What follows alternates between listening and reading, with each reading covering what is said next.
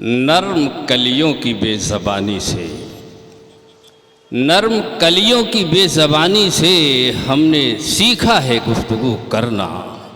میں ایک ایسی شخصیت کے حضور میں چل رہا ہوں اور اقبال کا یہ شعر تھوڑا سا تبدیل کروں گا، اس لیے کہ وہ شخصیت ایسی ہے کہیں ناراض نہ ہو جائے۔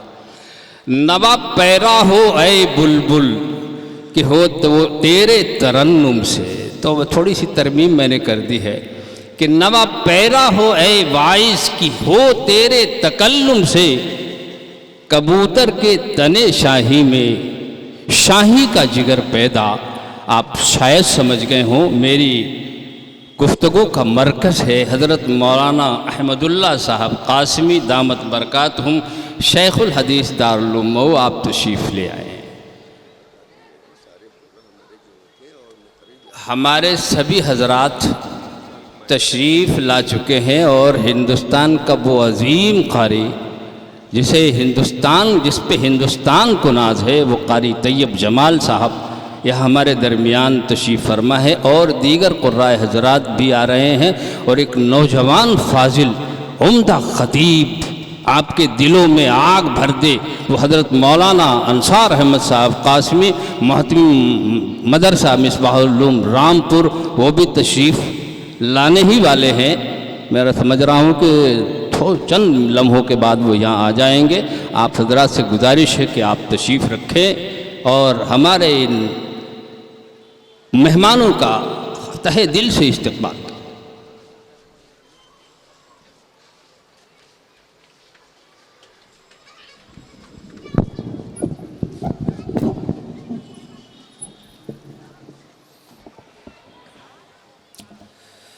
الحمد لله نحمده ونستعينه ونستغفره ونؤمن به ونتوكل عليه ونعوذ بالله من شرور أنفسنا ومن سيئات أعمالنا، من يهده الله فلا مضل له ومن يضلل فلا هادي له، ونشهد أن لا إله إلا الله وحده لا شريك له، ونشهد أن سيدنا ومولانا محمدا عبده ورسوله صلی اللہ تعالی علیہ وعلی آلہ واصحابہ وازواجہ وذریاتہ واہل بیتہ اجمعین، اما بعد۔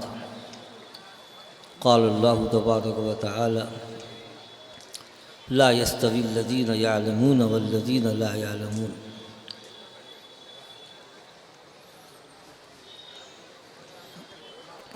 وقال تعالی لقد من الله على المؤمنين إذ بعث فيهم رسولا من أنفسهم يتلو عليهم آياته ويزكيهم ويعلمهم الكتاب والحكمة وإن كانوا من قبل لفي ضلال مبين۔ جاہلیت کے دور کا ایک شاعر، یہ شعر دو شعر سناؤں گا، لمبا بہت ہے، مگر وہ دور جاہلیت کی ترجمانی کرتا ہے کہ جاہلیت کے لوگوں کا مزاج کیا تھا۔ کہتا ہے الا لا یجہلن احد علی، الا لا یجہلن احد علینا فنجہل فوق جہل الجاہلین، اذا بلغ الفقام لنا صبی تخض له الجبابر ساجدین۔ دوستو بزرگوں، اللہ کے نبی پاک صلی اللہ علیہ وسلم کیسے ماحول میں تشریف لائے، مختصر چیزیں میں آپ کے سامنے رکھوں گا، وقت بہت لمبا نہیں ہے۔ پہلی بات تو یہ کہ پورا ماحول اس وقت جاہلیت میں گرفتار تھا، اور جاہلیت کے عجیب نقشے سامنے تھے۔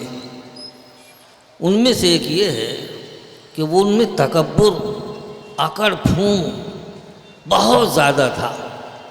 اس تکبر میں ہر قبیلہ اپنے کو دوسرے سے بڑا سمجھتا تھا اور اکڑتا تھا۔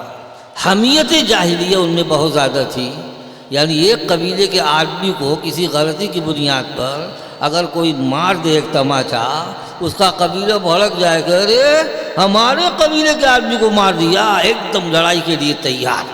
اب اس کے بعد جنگ چھڑ جائے۔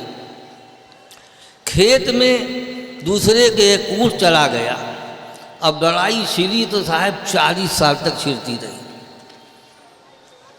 اور زناکاری، بدکاری، لوٹ کھسوٹ، رات میں شب خون مار دیں، سوئے سوئے جا کے حملہ کر دیں، اب مال لوٹ کے چلے آئیں، قتل کر دیا کریں، یہ ان کی کمائی جو ہوا کرتی تھی یہ سب سے اونچی کمائی تھی۔ کہا کہ جان کی بازی لگا کر کے ہم نے پیسہ حاصل کیا ہے، اس وجہ سے وہ اس کو اونچی چیز سمجھا کرتے تھے۔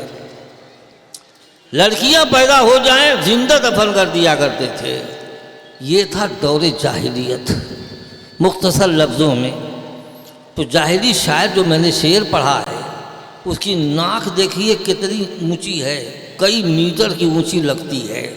کہتا ہے الا لا یجہلن احد علینا فنجہل فوق جہل الجاہلین، ہمارے اوپر کوئی جہالت نہ کرے ورنہ ہم جہالت سے بڑھ کے جہالت کریں گے۔ اور دوسرا شعر کیا ہے، اذا بلغ الفقام لنا صبی، ہمارا کوئی بچہ جب دودھ چھوڑنے کی عمر کو پہنچتا ہے تو بڑے بڑے زوراور، بڑے بڑے جبابرہ اس کے سامنے دم دم گرتے ہیں۔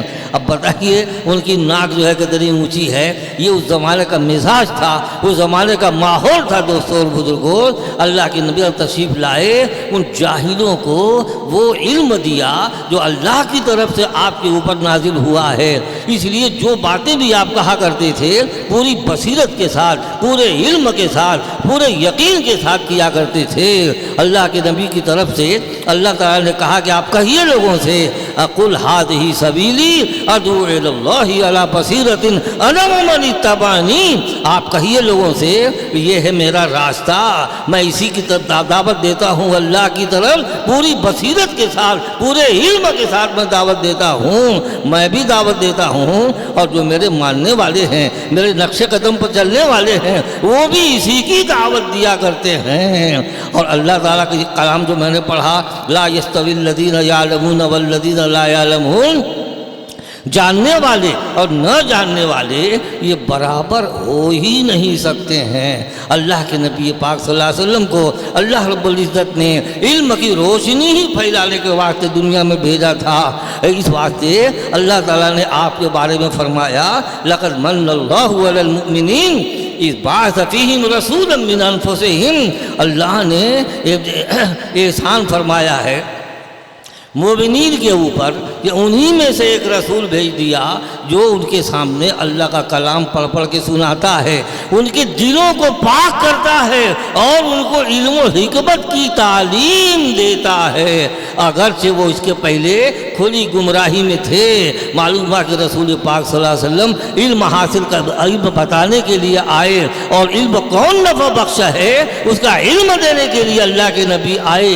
دنیا میں کچھ پڑھائی لکھائی اس وقت بھی تھی معمولی سی، اور آج کے دور میں تو پڑھائی ایسی چل پڑی ہے کہ آنگن آنگن میڈک کی طرح مارے علم بول رہا ہے، تر تر مارے علم بول رہا ہے۔ سائنسدانوں کی ترقیات نہ پوچھو، کہاں کہاں آسمانوں کی پہنائیوں میں چکر لگا رہے ہیں، ستاروں سیاروں کی نئی نئی کھوج ہمارے سامنے پیش کر رہے ہیں، اور بڑی بڑی تحقیقات اور کافی ریسرچ ہو رہی ہے، مگر ان کا معاملہ یہ ہے کہ وہ انہی خلاؤں میں گھومتے ہیں، ارض زمین کے فرش کے اوپر چکر لگاتے ہیں، دوڑتے رہتے ہیں۔ اتنی بڑی کائنات، آسمان دیکھو اور ستاروں سیاروں کی بارات دیکھو، شمس و قمر کا نظام دیکھو، ایک منٹ کا کبھی فرق نہیں پڑتا ہے۔ یہ ساری چیزیں دیکھ کے ان کے دل و دماغ میں آتا ہی نہیں ہے کہ اس کا پیدا کرنے والا کوئی ہے۔ آسمانوں کو کس نے بنایا؟ 7 آسمان، ستاروں سیاروں کی بارات کس نے سجائی؟ آسمان سے پانی کون برساتا ہے؟ کھیتیاں کون اگاتا ہے؟ اور زمین کے اندر ایندھن کس نے پیدا کیا؟ چاہے وہ لکڑی کی صورت میں ہو، مٹی کے تیل کی صورت میں ہو، گیس کی صورت میں ہو، اس کی طرف ان لوگوں کا دماغ نہیں جاتا۔ اس واسطے حاصل یہ ہے کہ یہ گھومتے رہ جاتے ہیں اور اچھے نتیجے پر نہیں پہنچتے۔ علم ان کو ہے مگر علم نافع نہیں ہے۔ اللہ کے نبی صلی اللہ علیہ وسلم نے ہم کو علم نافع بتایا۔ اللہ رب العزت نے آپ سے کہا یہ دعا کرتے رہیے، قل رب زدنی علما، اے میرے رب میرے علم کو بڑھائیے۔ اللہ کے نبی صلی اللہ علیہ وسلم نے اپنی حدیث پاک میں اس کی تفسیر فرمائی ہے، اللہم زدنی علما، اے اللہم علما نافعا، اے نفع بخش ہم کو علم عنایت فرما۔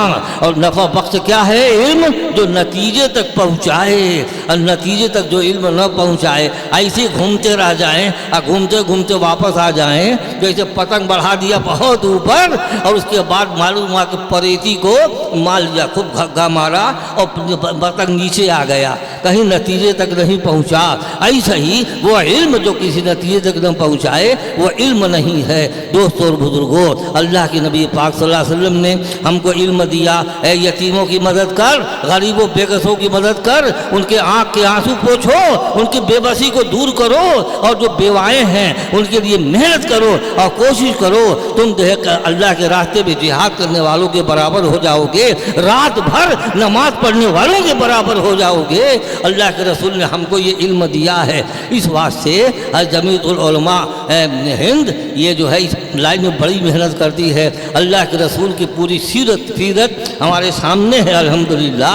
جمعیت العلماء زندگی کے ہر میدان میں محنت کر رہی ہے اور کوشش کر رہی ہے الحمدللہ۔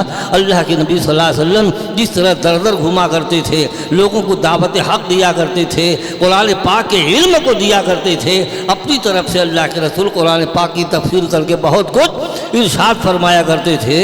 لہذا اس لائن سے اتنی زبردست اصلاح کیا کہ شروع میں تو ان نادانوں نے، ان جاہلوں نے آپ کی بڑی زبردست مخالفت کی، مگر دھیرے دھیرے ان کے دماغ کی کھڑکیاں کھلنے لگیں۔ جب کھلنے لگی تو بہت دنوں کے بعد آخرکار ان کا دل کھلا، دماغ کھلا، اللہ کے نبی صلی اللہ علیہ وسلم کے اوپر جوق در جوق آ کر کے مسلمان الحمدللہ ہونے لگے، اور ان کی نادانی دور ہوئی۔ وہ جو آپ کو گالیاں دیتے تھے، وہ جو آپ کو سزایا کرتے تھے، وہ آپ کو جو مکے کی گلیوں میں دھکے دیا کرتے تھے، وہ آج اللہ کے رسول صلی اللہ علیہ وسلم کے جانثار بنے ہوئے ہیں۔ دوستوں اور بزرگوں، آپ نے سنا ہوگا، بس 2 منٹ سنا ہوگا کہ عمر فاروق رضی اللہ عنہ کتنے زبردست تھے۔ ایک مرتبہ انہوں نے سوچا کہ بہت ہو گیا، اب ان کا کام تمام کرو۔ وہ ننگی تلوار لے کے چلے آ رہے تھے۔ ایک آدمی نے کہا کہاں؟ کہ ارے انہی کا کام تمام کرنے کے لیے جا رہا ہوں، روز کا جھنجھٹ ختم ہو جائے۔ کہا کہ پتہ ہے تم کو، تمہارے بہنوئی بھی انہی کے گرویدہ ہو چکے ہیں۔ کہا کہ اچھا، بس معلوم موڈ گھوما، چلے گئے اپنے بہن کے یہاں، جا کر کے ان کو مارنا شروع کیا اور لہو لہان کر دیا، اور جو بہنوئی تھے وہ کہیں چھپ گئے۔ اس کے بعد بہن نے کہا کہ مار لے، جتنا مارنا ہو، بدن کے ٹکڑے اڑا دو، مگر جو چیز گھس چکی ہے میرے سینے میں، اللہ کے رسول کی محبت، وہ نکلنے والی نہیں ہے۔ تب اپنا ہی خون تھا، تھوڑا سا نرم ہوئے اور کہا کہ جو قرآن پڑھ رہی تھی وہ مجھے بھی سنا۔ کہا کہ تو ناپاک ہے، پہلے غسل کر کے آ۔ اب غسل کرنے گئے تو بہنوئی نکل آئے، ان کے سامنے وہ اوراق رکھ دیے، اب وہ لگے پڑھنے، طٰہٰ مَا أَنزَلْنَا عَلَيْكَ الْقُرْآنَ لِتَشْقَىٰ إِلَّا تَذْكِرَةً لِمَن يَخْشَىٰ تَنزِيلًا مِّمَّنْ خَلَقَ الْأَرْضَ وَالسَّمَاوَاتِ الْعُولَىٰ۔ پڑھتے جا رہے ہیں، دل ہے کہ پگھلا جاتا ہے، ان کو سمجھ میں آتا ہے کہ جیسے مالک الملک مجھے کو مخاطب کر رہا ہے۔ اس طریقے سے ان کا دل پگھل گیا، ایک دم ڈھیلے ہو گئے اور اندر سے ٹوٹ گئے، اور وہی ننگی تلوار اٹھا کر کے اللہ کے رسول کے خدمت اقدس میں چلے ہیں۔